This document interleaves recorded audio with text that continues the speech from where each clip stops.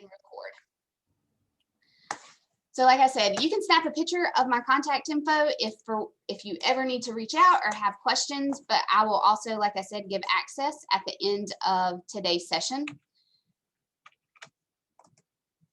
Before we start, I've already said this once, but I want to completely acknowledge that grading is a really difficult subject to talk about.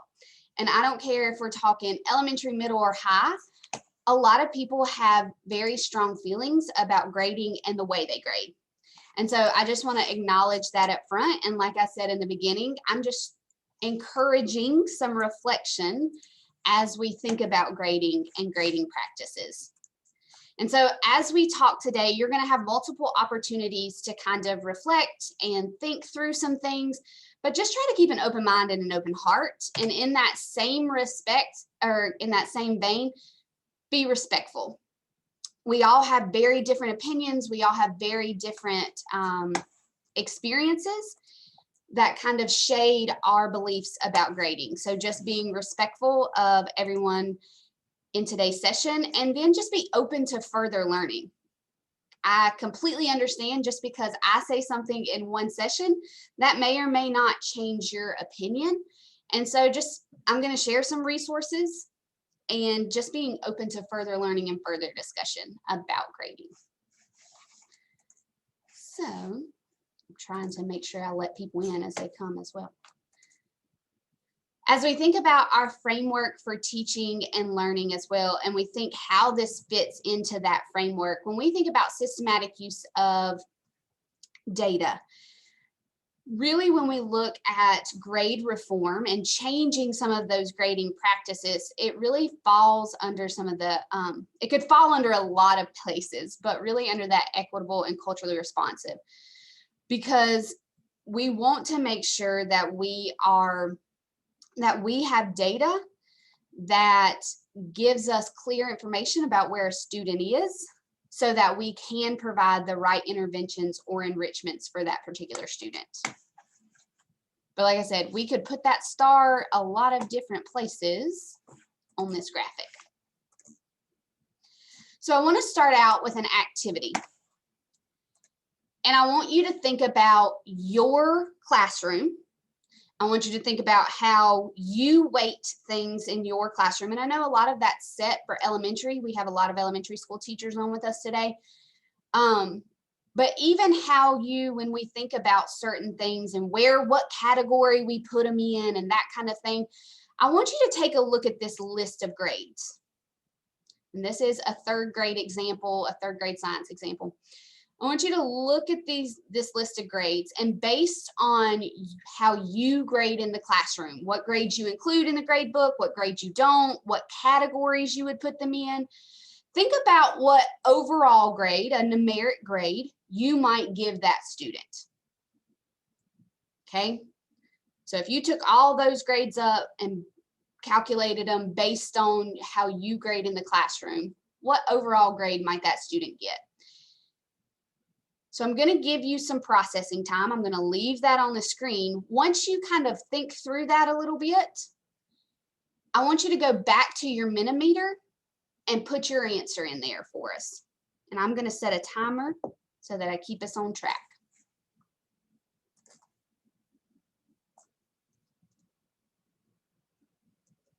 And that Mentimeter question is just a sliding scale. So you slide it to whatever number you think it should be.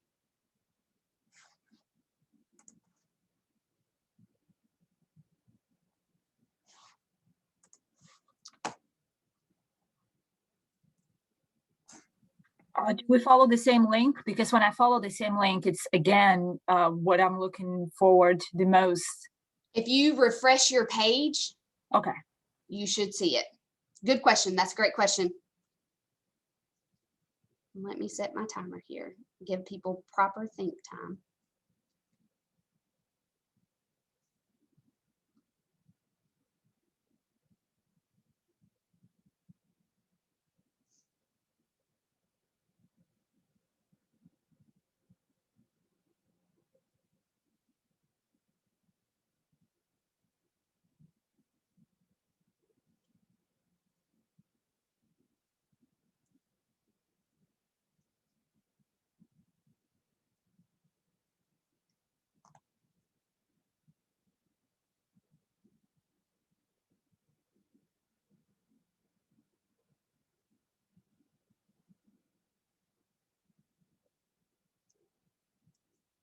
Gonna give everybody just a little bit longer.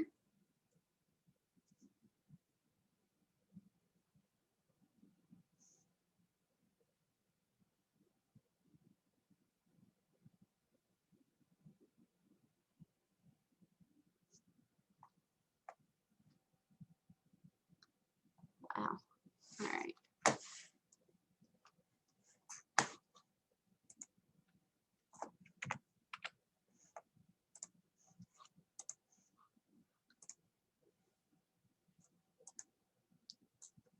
So if you haven't responded, you definitely still can, but I want to show you our average so far is around 82, but if we look at this graphic, we can see that we have quite a few different responses here. So the way that this goes, I can see I have some down here on the lower end, and those are upper 60s and 70s, all the way up to like a 94 or 5. And so thinking about that large of a spread, that's like a 25-point spread in some cases. That's a lot of different answers that we got. You can see some people agree more so than others. The more times that answer was given, you'll see higher spikes, but that's quite a big range when we think about that particular student. That's the same set of grades, but a lot of us interpret that very differently. And so I want you to kind of think what a student might be feeling that they put in kind of the same amount of effort. They know the same amount of material, but depending on which teacher's classroom they're in, that grade could be interpreted a lot of different ways. So I want you to put that in the chat. How do you think that's, what are you thinking? How do you think that student's feeling when they kind of realize that? So I want to give you a minute. And you can just throw your answer in the chat. If you were in that student's shoes, what are you thinking and how are you feeling?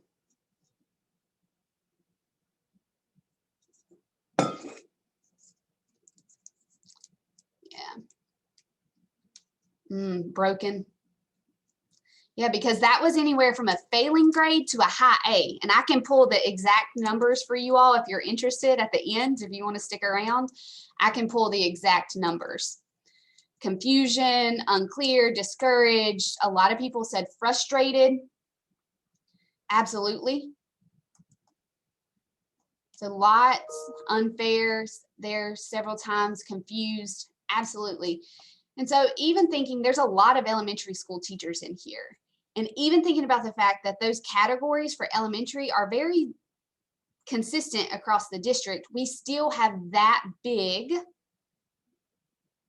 of a range. And so grading can be very confusing for students, and they can become very frustrated. And a lot of them tend, some of our students, they just tend to give up.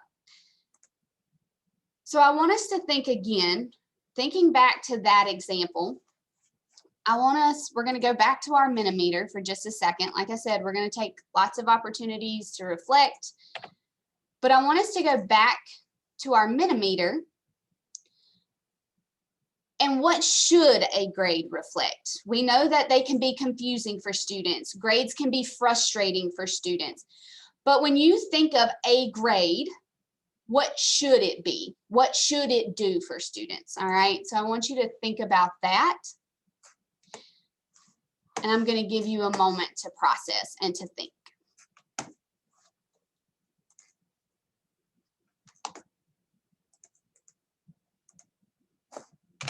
And for anyone who's just now joining, you can go to menti.com and put in the code, and I put the link in the chat again for anyone who might have just joined us. And thinking about words of what a grade should be.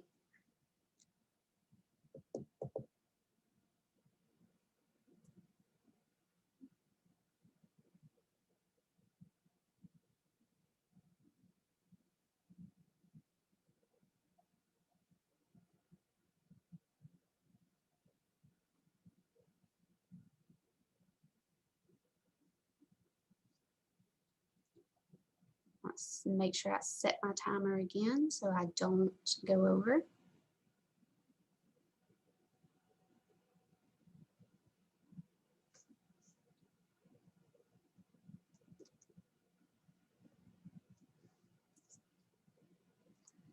These are some good words.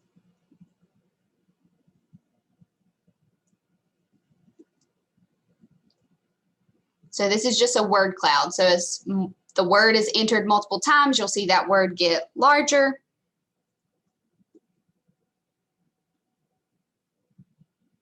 We got just a few more seconds.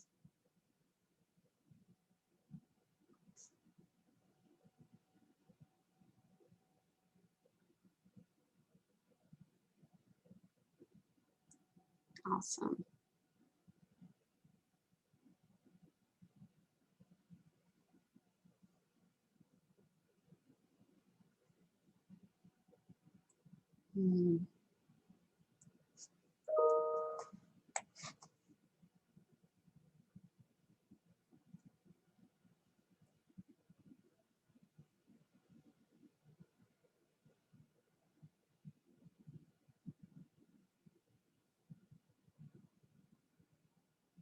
All right.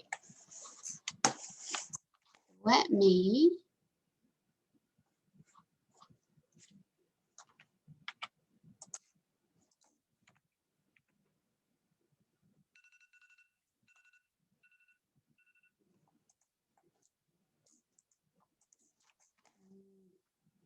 back, exit. So for those of you who would like to see the results, here they are. So as some of those words are entered multiple times, you can see there are some of them that have kind of bubbled to the surface. Mastery, fair, the idea of effort, participation, reflection, understanding and evaluation, clear, knowledge is there quite a bit, a measurement, evidence, honest, consistent. So those are some. Equitable is a word that's come up a couple times. Unbiased, which that makes my heart happy that is one of the words that is starting to bubble to the surface as we have these conversations. Absolutely. And so when we think about grading, a lot of themes, I've done this presentation, I can't tell you how many times, and the same kind of themes bubble up, that they should be some type of communication around knowledge, understanding. They should be a measurement of what students know. Mastery oftentimes comes up with that question. And those themes tend to present themselves over and over and over. And I tend to agree that a grade is a communication, right? It should be feedback at a specific point in time for that student, to let students, parents, administrators know where that student is in this continuum of learning for that particular standard or that particular subject area. And so one of the words that always pops up when we start talking about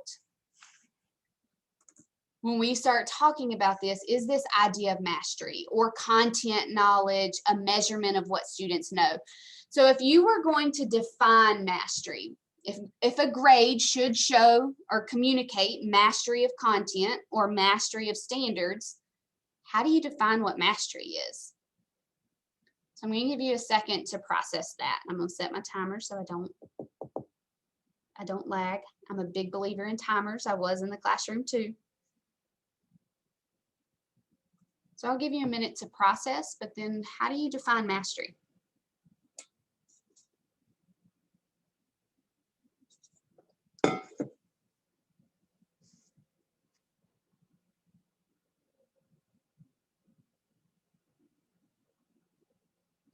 Application.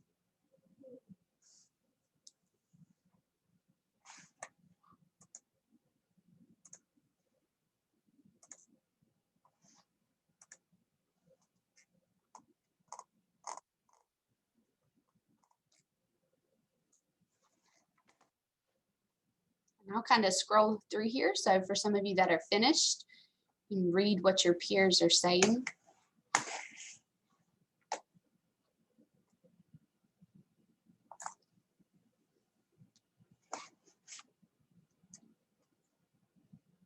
I'm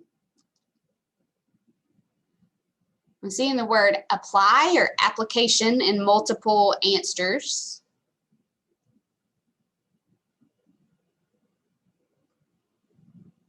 This idea of consistency over time is also bubbling to the surface. An understanding of concepts, skills, standards taught.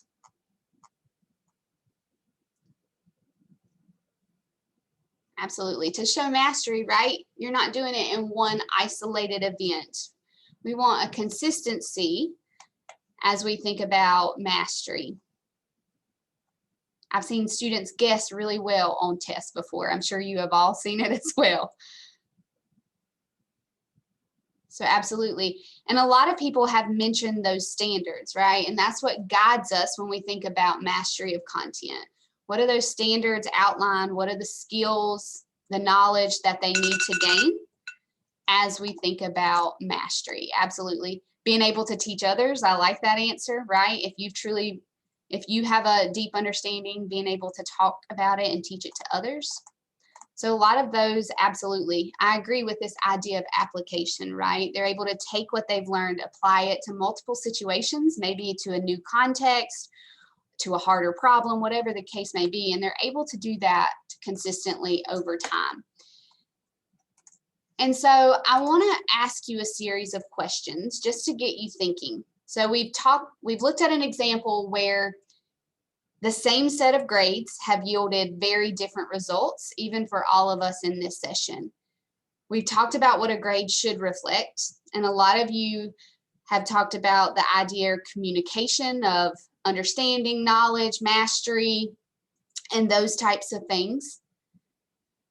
You've even brought up words like unbiased, helpful, clear, consistent, which are all really important words as we talk about grading as well. So I'm going to ask you, I'm going to present a series of pictures for you. If you have ever seen it in your educational career, either as a teacher or a parent, whether it's a colleague, maybe you're an administrator, if you've seen this particular picture be used to influence a student's grade, I just want you to give me a thumbs up or a yes, or you can shorthand it and just put a Y. If you've never seen it, that's cool. That's fine too. Thumbs down, you can put no or an N. But I want us to look through some of these examples. How many of you have seen teachers give extra credit or bonus points if they brought in canned food for food supply or for canned food drive, or they brought in classroom cleaning supplies? Clorox wipes right now, tissues, things like that. That was always big. Okay. See a few no's and a lot of yeses. Okay. What about for parent signatures? So either on a progress report, if you bring back your report card signed. I taught middle school science, so lab safety contracts were huge for us. Needed parent signatures on that. A big one that I've heard recently, and it's not necessarily a parent signature, but a parent filling it out, is the Panorama survey. I can't tell you, that's a huge one. I'll give you a bonus 100 or 5 points extra credit if you fill out the Panorama survey. That's another one I've heard. Okay, so some yeses, few more no's on that one. So that's, when I was in high school, this was a big one. Either if you would go to certain events within the community. So for us, when I took Spanish, if we went to eat at a Mexican restaurant, we could get bonus points if we would bring in our receipt. Or when I was in college, a big thing, I went to school at App. So if we went to some of the local events in the community, we could get extra credit in that professor's course. So community events. Okay. See some yeses there. What about student behaviors? And student behaviors, especially late work and cheating. Have you seen teachers either add, in this case, it would be deduct points, because those are student behaviors. Work submitted late, or even cheating? Yeah, lots of yeses on that one. And then last but not least, and I know a lot of you, one of these is a grading category, forced down from the district. So the idea of participation and effort, which also kind of links to student behaviors as well. Yep.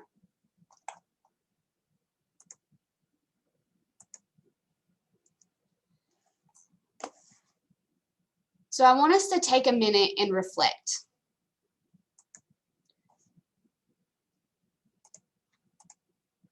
And I want us to think about all of those things that we just saw, bringing in canned food, parent signatures, all of the things that we just said. And when we're thinking about some of those words that you put in there, a communication of mastery, or their knowledge, or the skills, even the idea of clear, consistent, and unbiased that some of you put in there, does the use of some of those influences align to what we say about grading? And I want to go back to that Mentimeter and just a quick yes or no. Just a quick yes or no. And I'll put that up for us so we can see as those answers come in.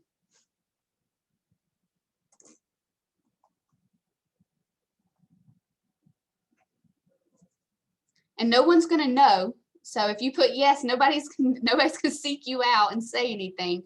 But if we think about some of those ideals as we put them in there, and I can refer back to our word cloud, does that really align with what we say a grade should be?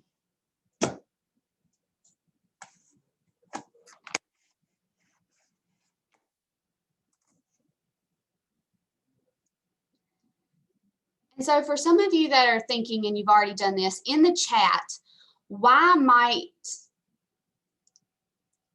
it be inequitable or unfair? Or how might it make our grades unclear to use some of those? So just type out some of the things that you think.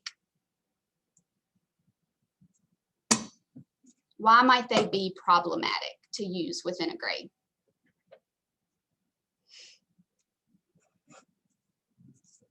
Yeah.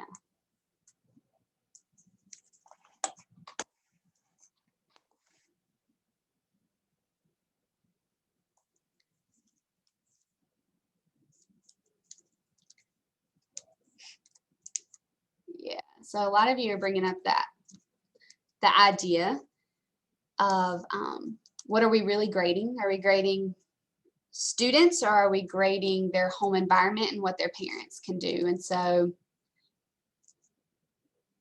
I grew up in poverty, and so the idea that I could go to a Mexican restaurant, or the idea that I could bring in extra school supplies, it just wasn't feasible for me.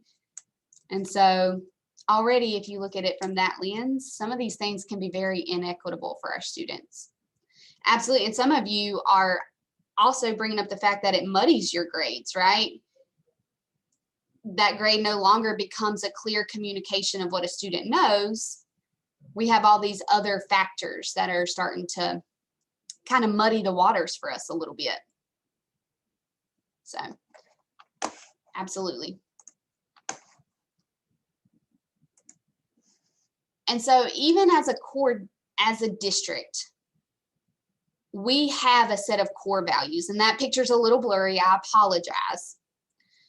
But as we think about those core values that our district has set, student-centered, accountability, integrity, high expectations, collaboration, and equity, when we think about those, which of those core values, if we use some of those influences, does it violate any of those core values? And so if you think it does, you can just throw in the chat which one you think it does. And some of those influences you might feel more strongly about than others, but so there's lots of different high expectations, integrity, equity.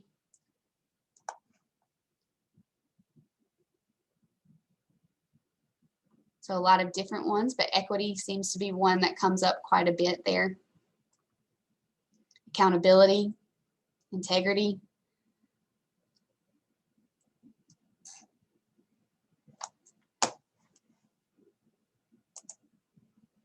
So one of my favorite quotes, and a lot of the ideals around grading, and I love to talk about grading. I love to talk about instruction.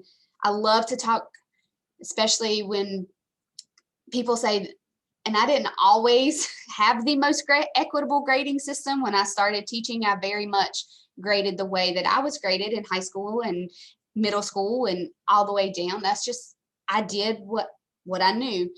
And so, because a lot of times as teachers in our teacher training programs, we don't get any kind of training around grading. We don't know the history of grading.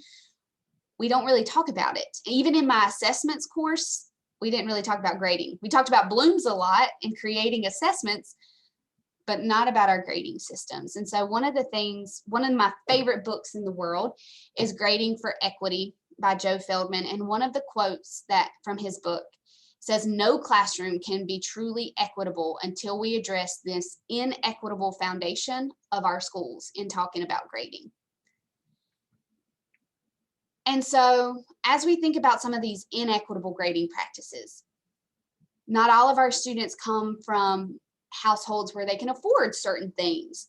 Not all of our students have parents at home that can sign papers. They work third shift and their brother or their sister is taking care of them. There's lots of different things that our students face. But as we think about grading in the classroom and what we grade and how we grade, one of the things I feel like very strongly about is that we need to start being reflective and try to make this transition from some of those inequitable grading practices and really trying to be equitable in our grading as well.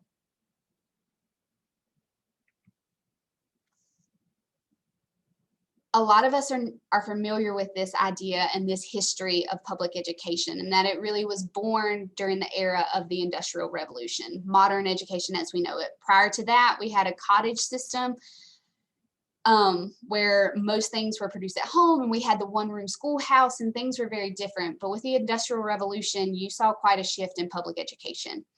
And there's a lot there. That could be a whole course in and of itself in talking about the foundations of American education and how much it was influenced by some of the ideals at that time.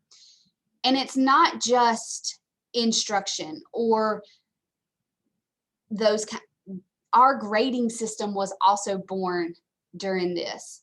And so a lot of the ideals of sorting our kids, we needed a mechanism for sorting them. We needed a way to ensure compliance. There's all of these ideas, behaviorism, all of it that goes in here. And so much has changed from the Industrial Revolution to now. And our classrooms have changed. A lot of us no longer sit in rows. We try to do collaboration. We're trying to make that change. But one of the things that we haven't questioned is grading. But it's so foundational to everything that we do in that classroom. Which brings me to my next point, where to start. If you were going to try to think about grading reform and what that looks like in the classroom, what are some good places to start? So I'm going to pose that question to you because some of you, I can see you nodding heads, or some of you have some puzzled looks. But if you were going to think about being reflective of your grading practices and where might shifts be possible, I want you to think about that and just throw your ideas in the chat. What are some ways that we maybe can make our grades more equitable for all of our students? And just throw some of those in the chat. Rubrics, less categories. Yeah, different ways to show mastery. Going back to that idea of a conveyor belt, right? Not all of our kids learn in the same way, nor do they all. They need multiple ways to demonstrate mastery as well. Absolutely. It goes back to that whole idea that not all of we're not on this conveyor belt of education. Common assessments, not grading homework, rubrics, multiple assessments. Absolutely. Multiple ways to demonstrate, multiple attempts for mastery, project-based learning, choice in learning. Absolutely. These are lots and lots of good ideas. And a lot of them, when you start talking about grading, it's so entwined with instruction. You can't talk grading and not talk instruction too. Portfolios, absolutely. I had my middle schoolers create portfolios. It's very time consuming, but eventually we got there. Yep. Student interaction, multiple attempts. So a lot of the ideals that you're talking about align to some of what research says as well. And a lot of the ideas that I'm getting ready to share with you are not things that I just thought of on my own.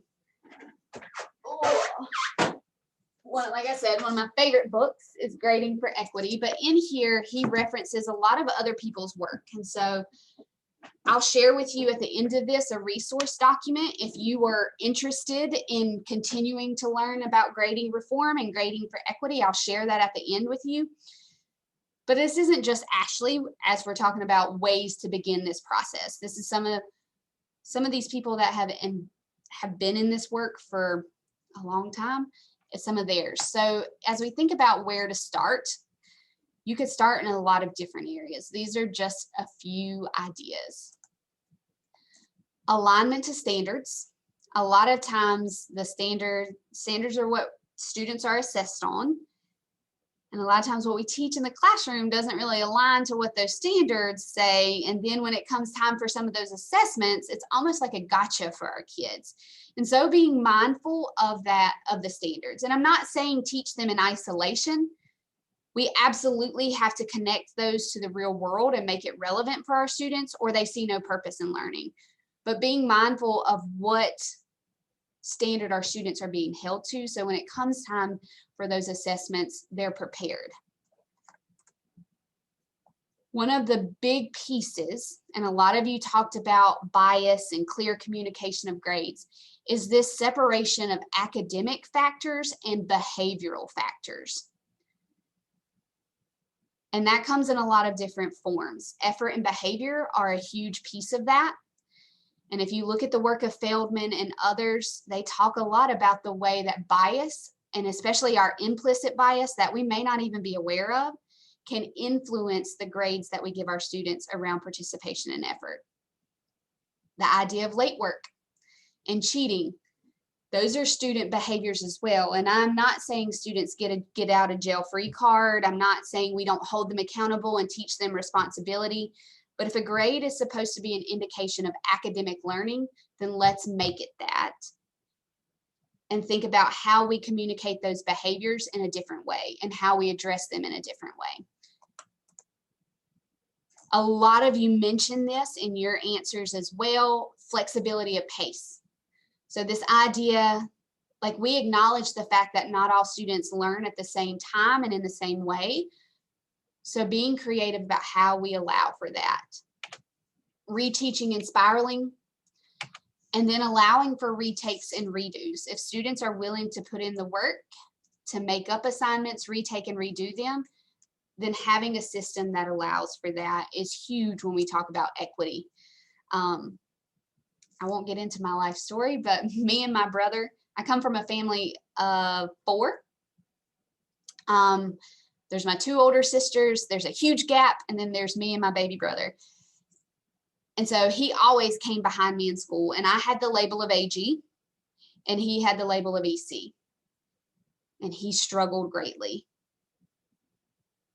And I think about some of these practices, and if he had been allowed to retake and redo things instead of his differentiation being extra homework and things like that, how different of a school experience he would have had.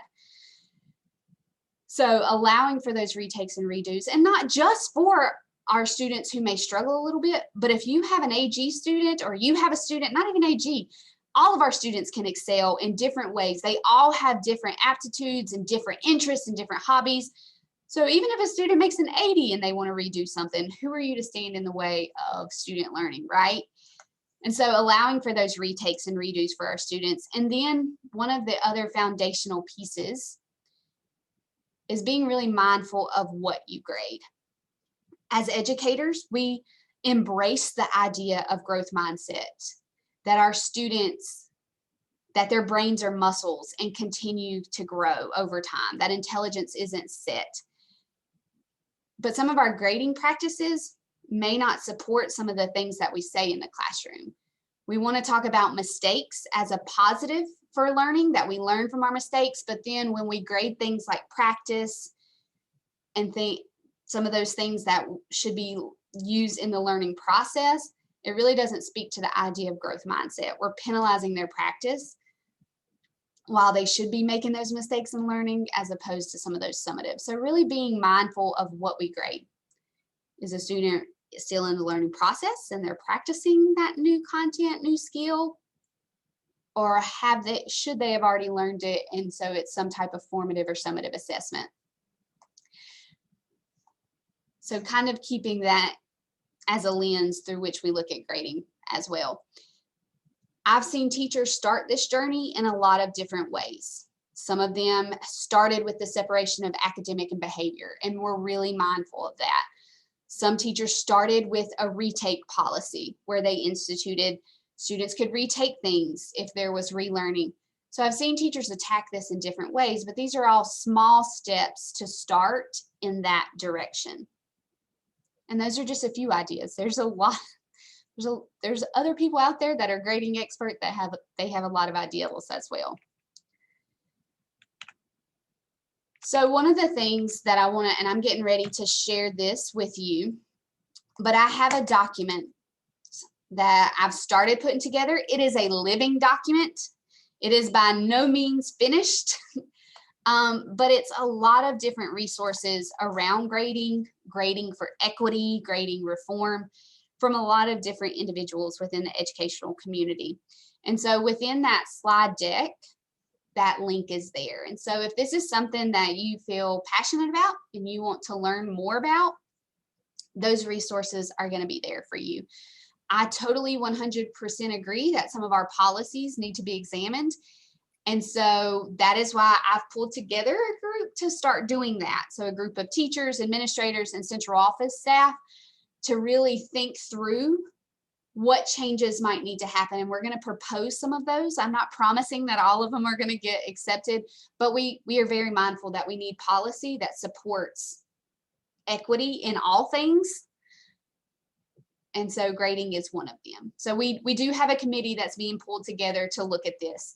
So I was so excited when that work started. So yes, absolutely 100% agree. I promised I was going to let you go just a little bit early. And so one of the things that I want to go ahead and do is I'm going to put the links for attendance in the chat for you all, so that I can make sure that you get credit for those of you that are here. And I'll put the bit.ly up as well, so that if you already have it up, it's the same link that's been used in all of the sessions today. And then there is a feedback form as well. So I take feedback very seriously. So if there are things that you liked, things that you didn't like, it was too slow, too much processing, please put that in there. I do use that feedback to try to tweak and change things over time. So let me put the feedback form in here as well. And do we have access to the slides? Not yet. Thank you. So I will put that in here as well.